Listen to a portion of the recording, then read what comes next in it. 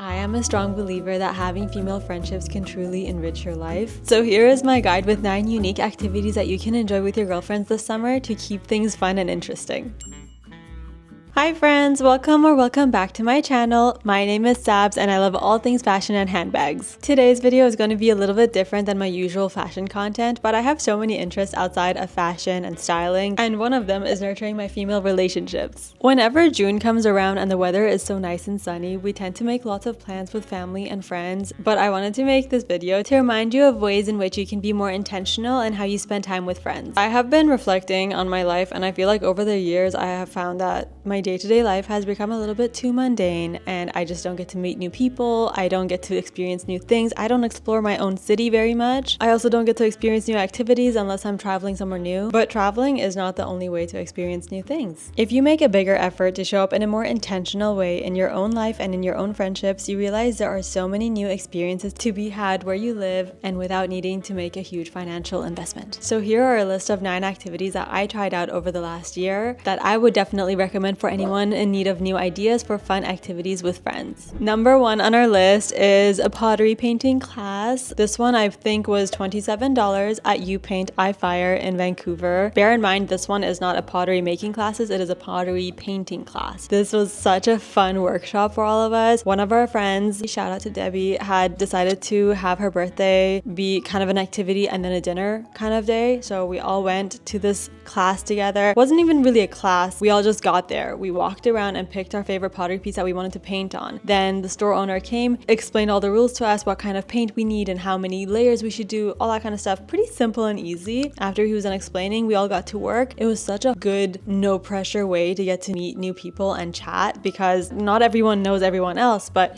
because everyone's kind of busy working away on their own pieces, there's no pressure to keep a conversation going. Sometimes you can all just work in a very comfortable silence, and sometimes you can chat and get to know someone next to you, catch up with other friends. Just such a wholesome and good experience, and can't recommend it enough. Number 2 on my list is to attend a Turkish Mosaic lamp workshop. This one was, I believe, $80. Again, this depends on the kind of project you want to undertake. Let me show you my pieces. This was so fun. I've already done this workshop a couple different times. This blue one was done by my husband and he had such a good time with this one too. This was again one of those occasions where it was for my sister's birthday, and then again we went for my dad's birthday. We didn't all want to just go out and have another meal. We wanted to actually get to do something that's hands-on. When you're kids, you get to work with your hands all the time. You're doing all these projects where you're working with glue sticks and paints and brushes, and you get to work with your imagination. But then when you're an adult, you're always doing admin work and emails and reading, and nothing with colors and nothing is fun. So I feel like taking the time to participate in activities like this is so crucial, because I feel like when I first started participating in these activities, I was so lost. I would be given lots of colors and my raw materials and I'd be like, but what do I do with this? Like, I can't think of any fun color combinations. I can't think of any fun patterns that I could do with these mosaic pieces. But then once you actually let yourself go and stop overthinking, you get to just have this experience, and it is so freeing, and you realize, you know what, I think I have more of an artistic side to myself than I allow on a day-to-day basis. I just don't get to see it or experience it much, but it's in there. It's just buried a little bit, and you just need to invite it out every once in a while. Number 3 is a mood board making night with your girls. This one, I did it kind of earlier in the year. It was in January. Of course, you can make mood boards at any time of the year, but we kind of wanted to make it in the beginning of the year so that it kind of sets out our vision for the rest of the year. This was a relatively low cost one. I think I paid $12 just for the board, the glue, the scissors, and all that kind of stuff. Our friend Ara thrifted the magazines for the images that we were going to use on the mood board, so that part was pretty low cost. If you want, you can put on a comfort movie in the background, not really paying attention. It's one of those experiences where you just get to reflect on your goals for the coming year.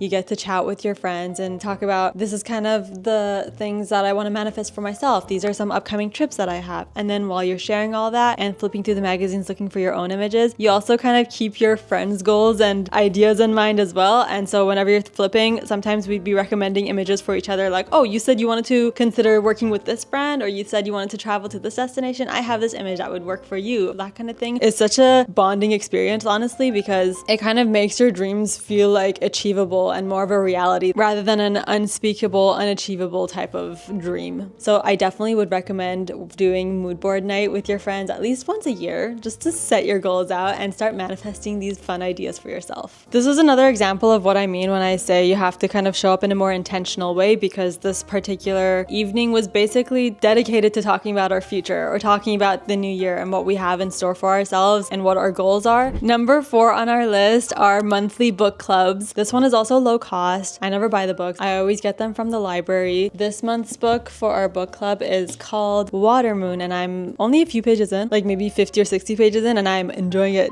deeply. I love it so much. For book club, I would say the only cost is associated with whatever you get at a cafe. We always meet at a local cafe, and just a latte, I guess like $6 to $8, whatever you order, is the cost associated with this. This is not a book club that I created myself. It wasn't something that I started, but it was something that a friend of mine, again, Debbie, shout out to Debbie, had been talking about it on her social media for months, and I had always been interested in joining a book club, and hers in particular sounded really interesting to me, and I always had it in the back of my mind to eventually maybe bring up the topic to her, but I was just so shy, thinking like, I don't want to intrude, it's their book club, it might just be a friends only thing, I don't want to do anything that's annoying. At one point when I was meeting up with her, I was like, hey Debbie, I've heard you talk about your book club, do you guys accept new members? Because I would be very interested. And she said, sure, I mean, if you are a serious reader and you're actually going to show up to these events, you'd be more than welcome to join. And I said, oh, wonderful. It's been such a lovely experience ever since then. I got to meet the co-founders of the book club. I got to meet the other attendees. One thing that I really do like about book clubs is that every month the members could vary. There's always the core members that always show up, myself included. I love to attend every single one as much as I can. But there's that element of you get to meet new people that you really would be unlikely to meet otherwise. And we get to talk about books that you normally wouldn't even read. This is, for example, not a book that would normally be on my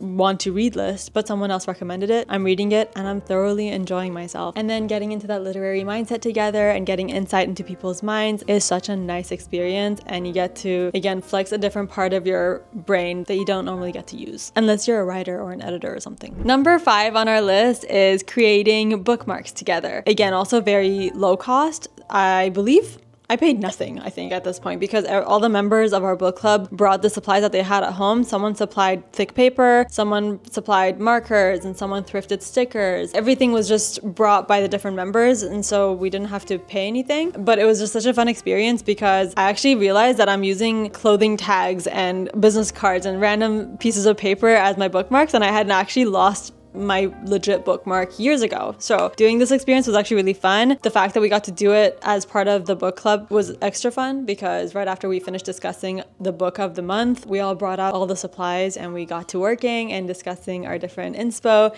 Let me show you mine. It's already being used in another book right now.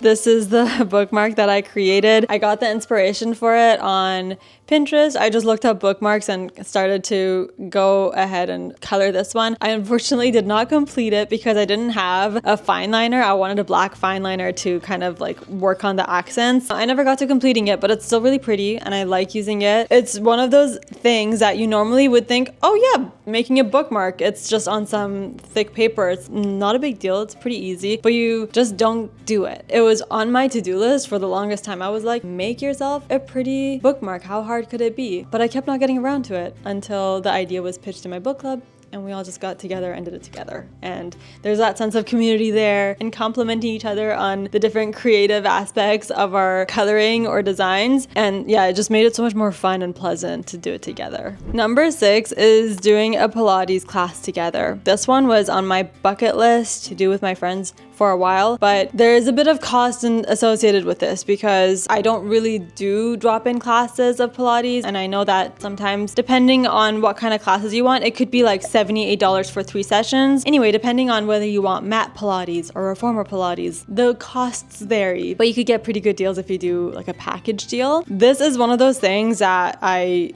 just kind of had it in the back of my mind that I want to try doing Pilates with my girls, but I don't really like pushing myself too much physically. And I've always had poor like core strength. So I was like, I want to do it, but I kind of don't want to do it. It's outside my comfort zone. But my friends were wanting to do this. Let me just say, this was not even a regular Pilates class. It was at Jaybird at their new Kingsway location, and it was called The Burn. And it was literally like a hot Pilates class with infrared and everything. It was like a very hot class, which normally this is completely outside my comfort zone. I would never really consider doing this by myself, but because my friends were so down for it, I was like, yeah, let's do it. I just become so much more like happy-go-lucky when other people want to do it. Surprisingly, I did really enjoy myself. Usually I would not consider a physically strenuous activity with heat together like a pleasant experience.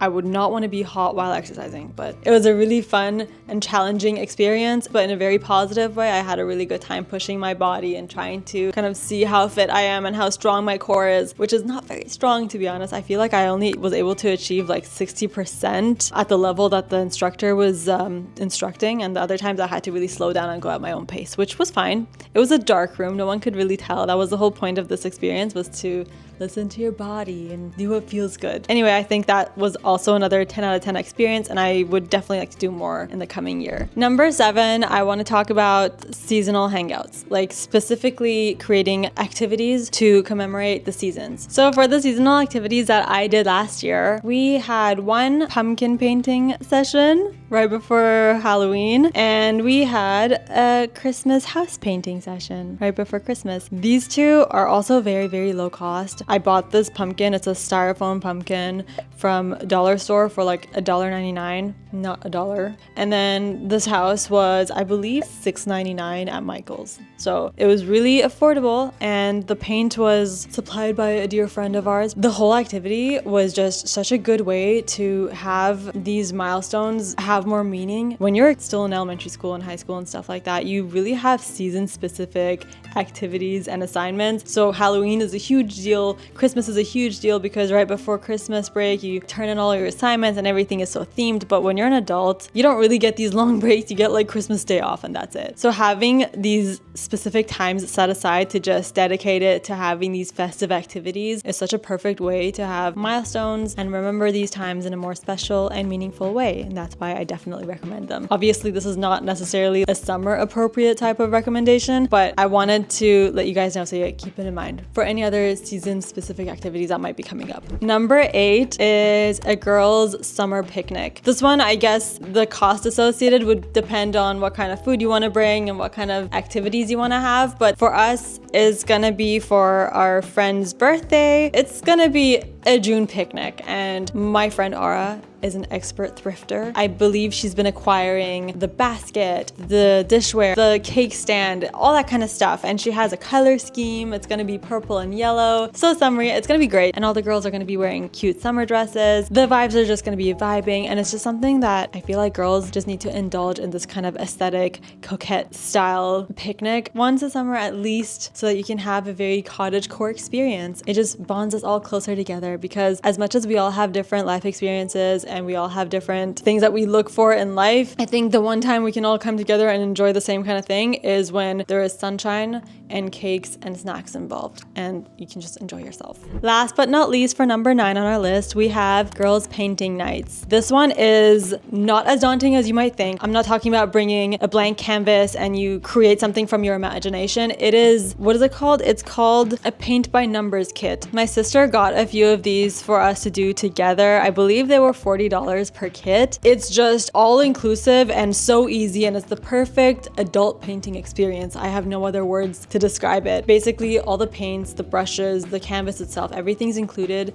in this little package. You just kind of paint away, because it's almost like a mindless activity you can enjoy and just talk through and drink wine or tea or coffee or whatever time of day you're doing this, just chit-chatting and catching up and just kind of keeping your hands busy, because sometimes you just want to do something that's creative but not too challenging for your brain, and this is one of those activities. But surprisingly, it is kind of challenging staying within the lines because all the little pieces are quite tiny to paint in, but it's just such a fun experience and I can't recommend it enough. And for the price point, I feel like it's worth it. So that is everything that I had to recommend to you guys for the 9 activities that you can do with your friends. You could also obviously do these activities with your significant other. It doesn't have to be with your girlfriends, but I kind of specifically wanted to make this list of more girly activities for anyone who's looking to spend more quality time with their girlfriends. I did consider adding more items to this list and making it a lot longer, but then I wanted to be very honest and only do the items that I participated in and I took part in over the last year so that I could definitely recommend it to you guys and like give you my own input. That is why there's only 9 items on this list, but 9 is a lot for me because I used to just stay within my comfort zone, hosting people at my house, giving them dessert, dinner, tea, whatever. But nowadays I'm trying to experience more, explore my city more, find out more activities that I might like, do more artistic things and more physical activities and all that. So that is why this list is only 9 items and I hope to enjoy lots more in the coming year. But yeah, let me know what you guys think of these activities, if there's any of your favorites on this list or any activities that you guys like to partake in and I didn't include it on this list. I would love to hear from you in the comments and also let me know if this type of video is something that interests you. Anyhow, I hope you guys enjoy the rest of your day. I will see you guys in my next video.